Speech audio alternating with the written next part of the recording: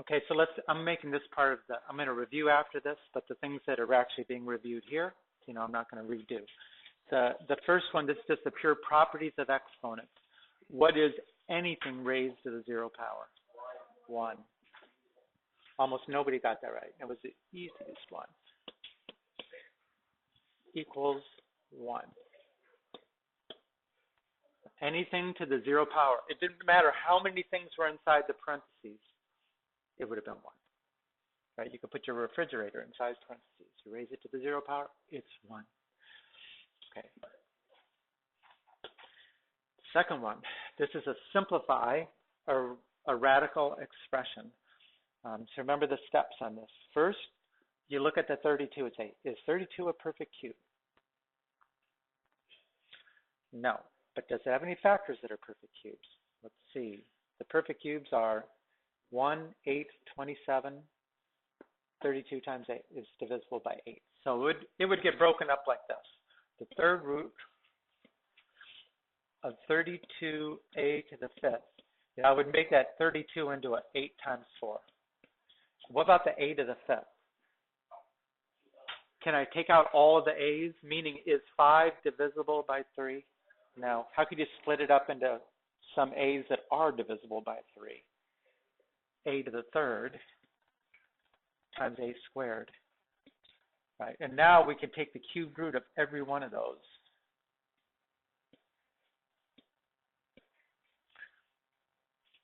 So the cubed root of 8 is 2. The cubed root of a to the 3rd is a. And the cube root of a to the squared can't be simplified. Now the truth is, you had on the back of the formula sheet, you had this part done, and most people looks like used that, and that's fine. I even gave you partial credit for that, but very few did this correctly, which is the thing that wasn't given to you. Now you're not done at this point. 2 times a is outside. The cube root of 4a squared is inside.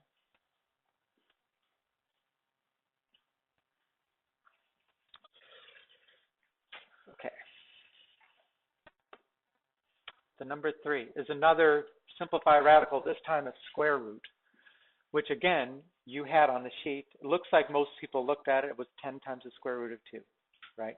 200 can be split up into 100 times 2. So this part right here is going to be, and you'll have that sheet on the test too, right? So you'll have enough to start out with that, 10 root 2. Now, the a to the 6's. A to the 6th, can I take out all the a's?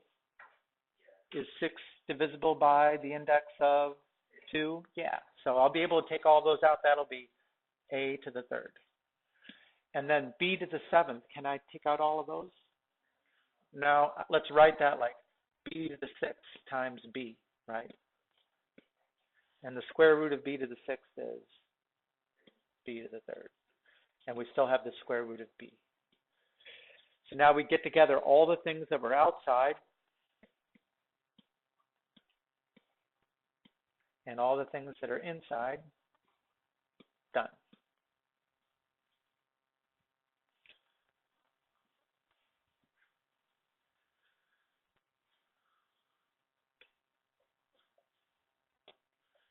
Okay, the next couple are multiply, right? How do you multiply radicals? Yeah, you make that one radical and put the product of the radicands inside. In this case, it would have been the square root of 24 x to the 6th. Remember properties of exponents, x to the 5th, x to the 1st, add the exponents. Okay, that's the first step. Now you still have to simplify. Right, so you could deal with the square root of 24. Again, it's on your sheet, but you could have split that up into a 4 times 6, which makes this part of it is 2 times the square root of 6. And how about the x to the 6th? Can you take all those out? Yeah, as is, the square root of x to the 6th is x to the 3rd. So just write it like this. 2 times x to the 3rd times the square root of 6.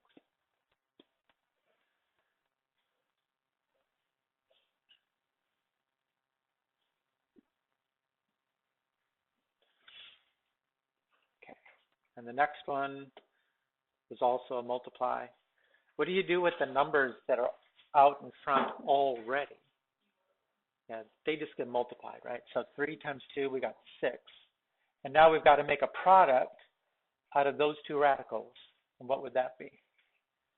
5 times 50 is 250. It's a cubed root. 250, right? And how many y's do you have? If it's y to the third times y to the fourth, add the exponents, y to the seventh. Right? Okay, now 250 is not a perfect cube, but does it have any factors that are perfect cubes? In the end, again, this was on your sheet. So you could have just looked it up on the back. This is 125, which is 5 cubed, times 2. And what about the y to the 7th? Can we take them all out? Is 7 divisible by 3? No. How could you split it up into the most y's that are divisible by 3? 6, right? Y to the 6th times y. You know, if you did it like y to the third and y to the fourth, you'd still have to simplify the cube root of y to the fourth. That's how you get the highest number that's less than 7, which is divisible by 3. And now we just take cube roots of all this stuff.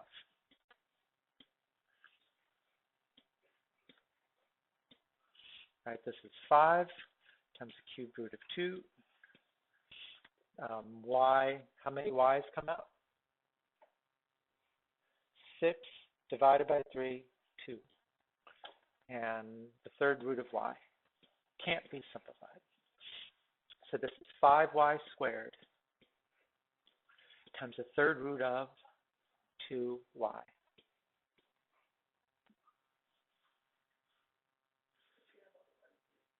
Oh, and good catch. Partial credit for me. So this, I should have done that at this step right here. Right, we should carry along the 6. Don't forget the 6. 6 times 5 is 30.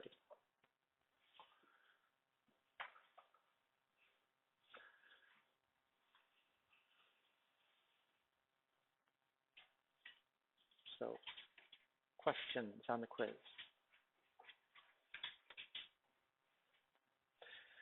Okay, so I'm going to go through a review of the study guide, which is basically, taken from the test. I'm just pointing out the kind of problems that are similar to the test questions. As always, you do better on the test, I'll replace the lower quiz grade. You can get extra credit on the study guide, and if you happen to fail this test, if you didn't do the study guide and get a full credit, then no retest. So prepare. So the study guide is going to be this here. I'm going to go through each group of problems and see what it is that is expected out of each one of those. Okay. Right. The first set of problems, they say find all the real roots. Right. So the square root of 4, what are we going to say are the real roots? Just 2. Right. Why not plus or minus 2? Why not plus or minus 2? We know negative 2 squared is also 4, so why not plus or minus?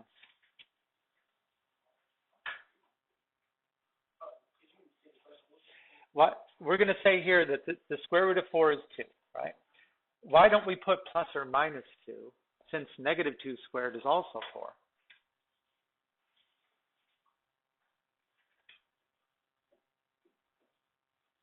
Remember, the reason is because when you see a radical, when it's given to you as a radical, then you assume they mean the positive square root. Remember what they call the positive square root? The principal square root. Right? That you assume the positive principal square root. You don't put plus or minus. Right? How about the square root of negative 4? Say again? We did this in the chapter on quadratics. The square root of a negative number includes I. What kind of number is I? It's imaginary. So when it says find the real roots, it means the real numbers. Don't put imaginary numbers down. So this one you just say non-real. Non-real. And So we can't take the square root, and for that matter, you can't take an even root, like fourth root. Couldn't do that either of a negative number. What about the cube root of a negative number? Is that non-real? No, that's actually a negative number, right? Because if I multiply together negative 2 3 times, a negative times a negative times a negative is a negative.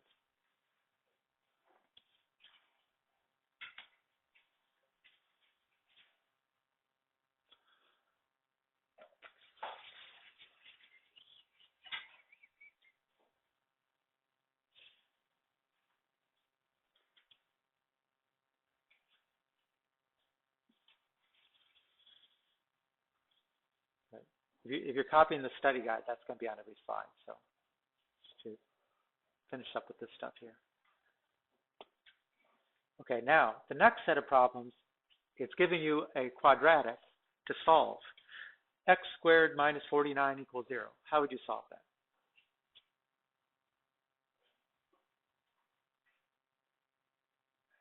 Say again? Deshaun? Okay, let's say if we add 49 to both sides, right? Then I say x squared equals 49. And then how do you solve for the x? You take the square root of both sides, right? So now we're going to say the square root, x equals, and what are you going to say? Plus or minus 7. When you take the square root to solve an equation, you've got to include the minus. That's the difference between when, in this chapter, they just present you a square root, you can assume the positive. But if you're solving an equation, then you've got to put the plus and the minus. I mean, what if instead you solve this by factoring? That's a difference of squares, right? Difference of squares would be x plus 7 times x minus 7 equals 0. So now what are the answers? Negative 7 and 7, plus or minus 7, right? So you definitely need to have two answers when you get that. And that's the only reason to put a question like that on there, to make the distinction between the two.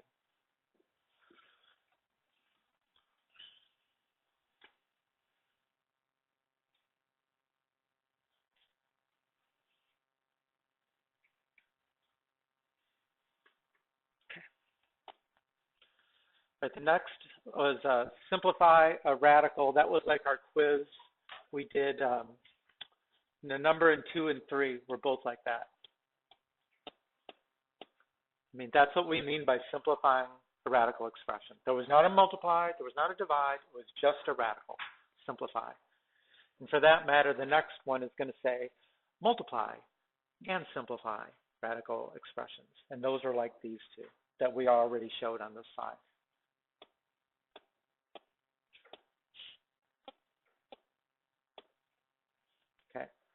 And the next one, which was not on the quiz, was divide a radical expressions. And how do we do that? Make it one big radical, right? And put what's inside. So in this case, it'll be the square root of 21x to the 10th divided by 7x to the 5th. And the kinds of problems you're going to get, it'll always be the case that you can simplify the denominator in some way. I mean, 21 over 7 is 3, right? And x to the 10th over x to the 5th. Remember, you're going to go subtract exponents. 10 minus 5, 5. So this is actually 3x to the 5th. The square root of 3x to the 5th. Okay, so there are no more denominators that would require us to do anything else to simplify. And that could be simplified, though. I mean, the square root of 3 can't be simplified, but the x to the 5th, how could we break that up? And yeah, that would have been an x to the 4th times x, right? So when you take the square root, we're going to get x squared times the square root of 3x. You know, the main point to understand, you know, partial credit, if you just like first you show you put it all together into one radical, and then even if you could just show that you simplified it to this point, you still need to simplify it all the way, but it still shows something if you understood all that.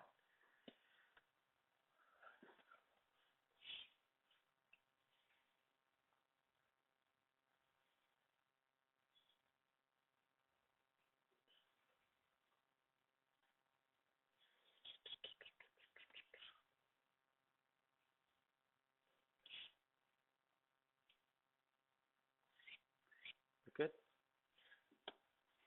Okay, the next was to add or subtract radicals. When is it that you can add or subtract radicals?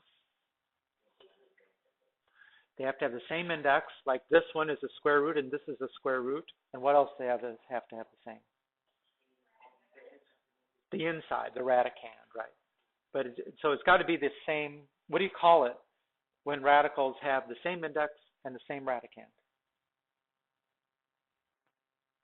Those are called like radicals, right?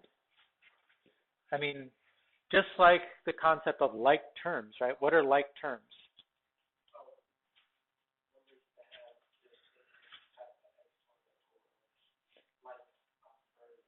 Yeah, like terms are variables same variables raised to the same power. If terms have the same variables raised to the same powers, then you can add them up, right? Like radicals are same index, same radicand. And the way you add them up is still the same for either one, right? How do we add these two since they're like radicals? What do you do to add them? Add the 10 and the 2, right? So that would be how many square roots of 6s? 12 times the square root of 6. And don't turn it into a decimal. Just add the coefficients. You're done. How about the next one? They don't have the same index, so you can't add. So you can't add this. Not like radicals. How about the last one? They don't have the same, let me see, these are different. These don't have the same radicand. Can't add.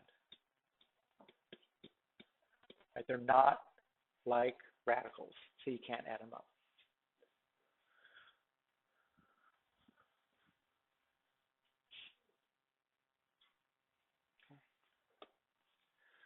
Now, are those like radicals?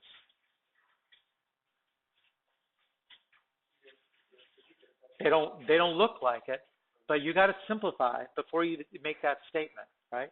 54 is not a perfect cube. Wow.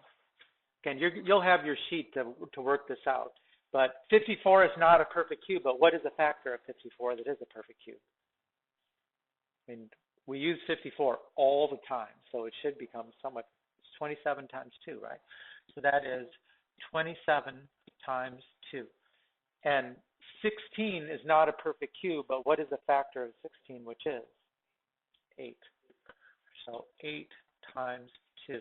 So this is the cube root of 27 times the cube root of 2 plus the cube root of 8 times the cube root of 2. So the cube root of 27 is 3 times the cube root of 2 plus 2 times the cube root of 2. Now are they like radicals? Yes. So what do they add up to? Right. Add those two. 5 times the third root of 2. So don't say the third root of 70. Okay? That would be really wrong. Try to do something to simplify.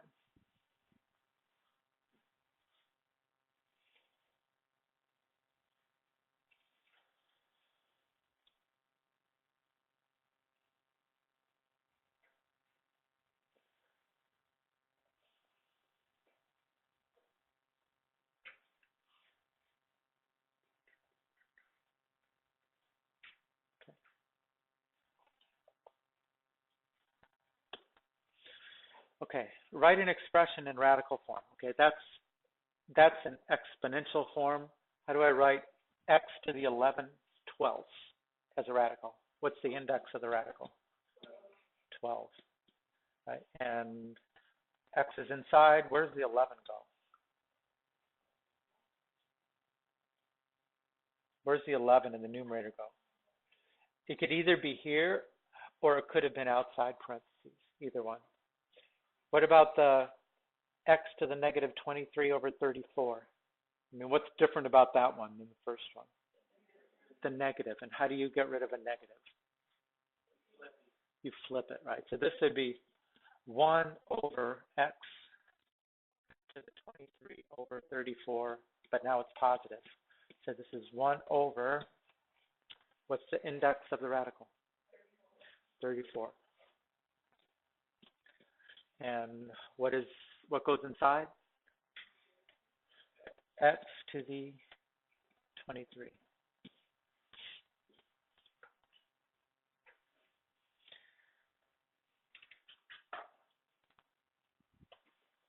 There you go. So if it's written as an exponential form, you should be able to put it in a radical form. Right? If it's written in a radical form, you should be able to put it in an exponential form.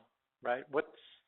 How would this one be written as an exponential? X to the denominator should be 7. Numerator should be 6. 6 over 7. How about the second one?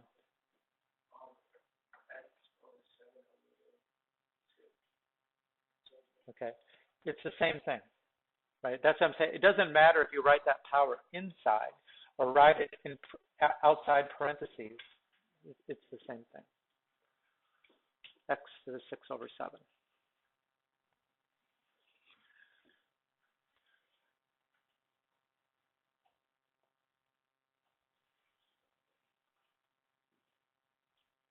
Okay. And then simplify an exponential expression. This is properties of exponents. What would I do in this one to start simplifying? No? Remember, I would distribute this. This is going to come in. It'll be negative 32 raised to the 1/5. 1/5. Y to the 15th raised to the 1/5. So let's write it like that. Negative 32 to the 1/5. And y to the 15th to the 1/5. No negatives in there. So remember, what did we say about how are you going to simplify the number part of it? Put it in the calculator, right? You could just say negative 32. Make sure it's in parentheses, and then hit the hat key, right? I don't think my shot on it. And raise to the 1 over 5, or raise it to the 0.2, right? Which is 1/5. What do you get? Negative 2. Okay, and then what do you do when you raise a power to a power? What's the operation between those two? It's a multiply, right? So that is going to be y to the 15 times 1/5. What is 15 times 1/5? Right? The 5 goes into 15 3 times. That's it. So remember, the number part of this, if you can just get that inside like it's supposed to be, that's partial credit. Get the number part right. To me, I'm looking at them both. You got this part right and this part wrong. That's still going to be significant partial credit. So do what you can. Okay, that's everything up to the point that we did for the homework last night. And actually, nobody asked about these in the homework. Just the plain old simple square root function, square root equation. So let's do this one anyways. This was number 17. What's the first step to solving? Isolate. What would I do in this one to isolate? Add 2, right? So the square root of 6 minus 3x equals 2. Okay, once isolated, then what? Undo the radical based on what the radical is. This one is a square root, so square both sides, right? So this will be 6 minus 3x equals 4. So this is squared and squared. And then solve. That's a plain old linear, should be able to do steps to both sides to isolate the x. Subtract 6. Negative 3x equals negative 2. Divide by negative 3. X equals 2/3.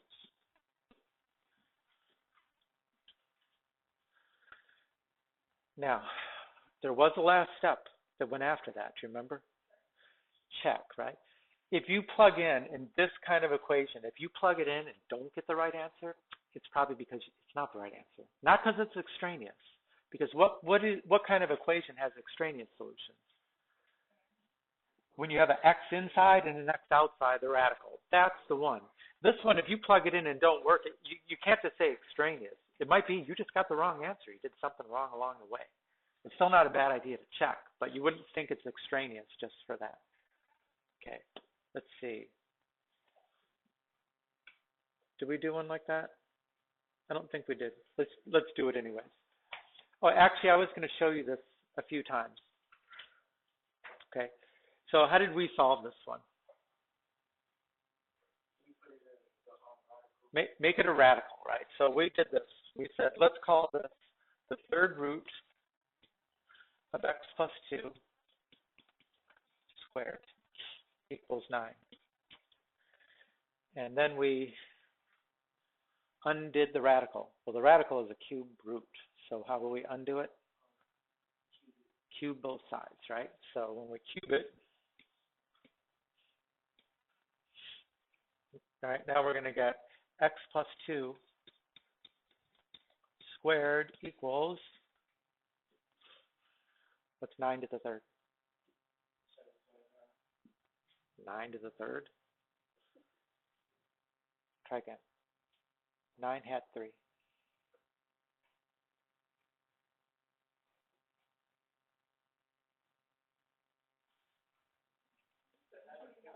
729? I thought you said 25. Oh, okay. 729. Okay. Okay, now, how are you going to, you got to take the square root of both sides, right? Now, when you take the square root of both sides, right, then we're going to have that plus or minus thing going on, right? It could be that x plus 2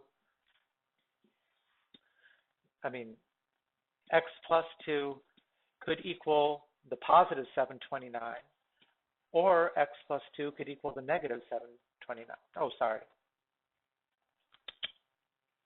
I didn't take the square root of 729 yet.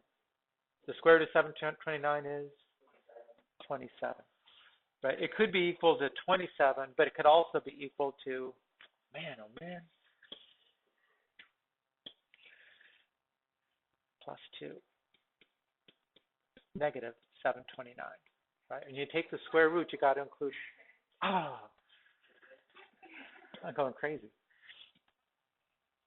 Okay, 27. And so that gives you two equations to solve. I mean, or another way to have said it, which you probably would not prefer, is to say the absolute value of x plus 2 equals 729. And then you would have made those same two equations anyways. So x equals 25, or x equals negative 29.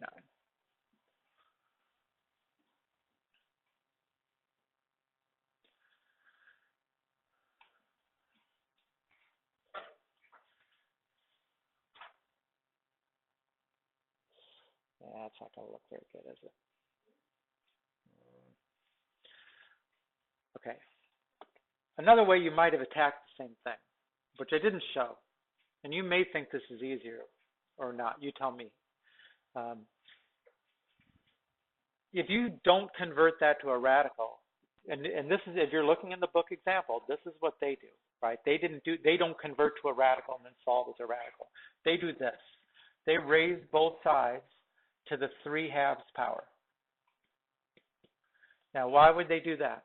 Because the operation between these two exponents is a multiply. And what is 2/3 times 3/2? When you multiply reciprocals, you get 1. So in a way, that gets rid of the 2/3 exponent, right? So you would that would give you x plus 2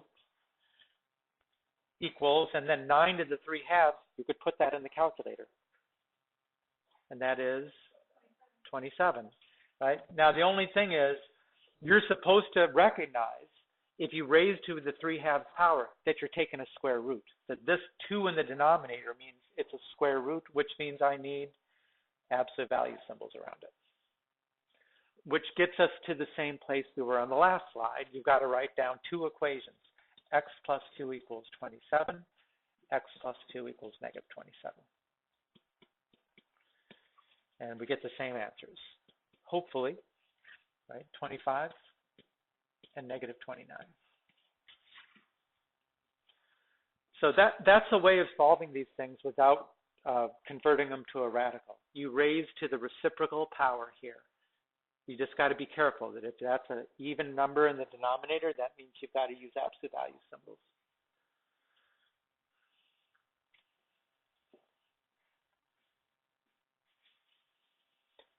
And there's one other way you could do it, although I don't think this is the best example of it.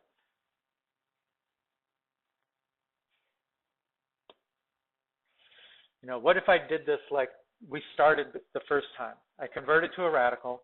So this is the third root of x plus 2 squared equals 9. And then I cube both sides, and I get x plus 2 squared equals, and we said that was 729. Now, if I FOIL the x plus 2 times x plus 2, now I'm going to get x squared plus 4x plus 4 equals 729. And you could solve it like we solved quadratics then. I mean, get everything on one side, 0 on the other, right? X squared plus 4x minus 725 equals 0. Like, that's not a great example because most of us aren't going to know that the factors of this thing are 29 and negative 25. So x plus 29 times x minus 25. But a lot of times what you end up there is a fairly simple quadratic that you could factor. Or worst case scenario, put it in quadratic formula. Now there's one more kind of solving equations, and we did do this one in the homework, and I'm not going to repeat it again for that. Solve where you've got to check for extraneous solutions. We did that one there, and I think it was those two.